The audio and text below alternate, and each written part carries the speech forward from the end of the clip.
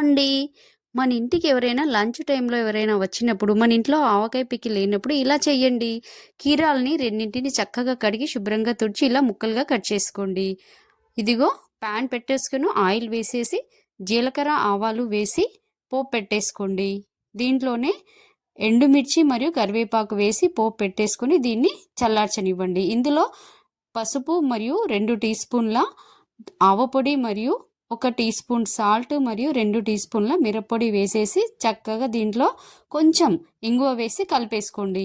ఈ కలిపేసిన ఈ మిశ్రమంలో కీరా దోసకాయ ముక్కల్ని వేసి చక్కగా ఆ ముక్కలకి ఈ మిశ్రమం అంతా చక్కగా కలిసే విధంగా కలిపేసుకోవడమే.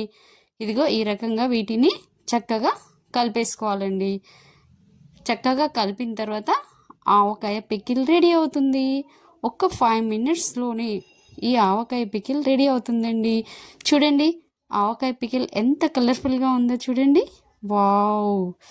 ఇంకెందుకు, వచ్చిన వాళ్ళకి భోజనంలో ఆవకాయ పికిల్ మిస్ అవ్వకుండా వడ్డించేయడమే. చూడండి ఎంత బాగా ఉందో చూడండి. ఆవకాయ పికిల్ ఫ్రెష్గా ఉంటుంది, టేస్టీగా ఉంటుంది. వెంటనే ఆవకాయ పికిల్ రెడీ. ఇంకెందుకు ఆలస్యం, భోజనం వడ్డించేద్దామా?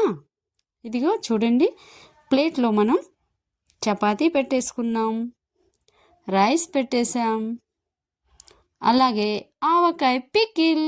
చూడండి ఆవకాయ పికిల్ వడ్డించేసాం, కర్రీ మరియు పప్పు, ఇంకేంటి అప్పడాలు.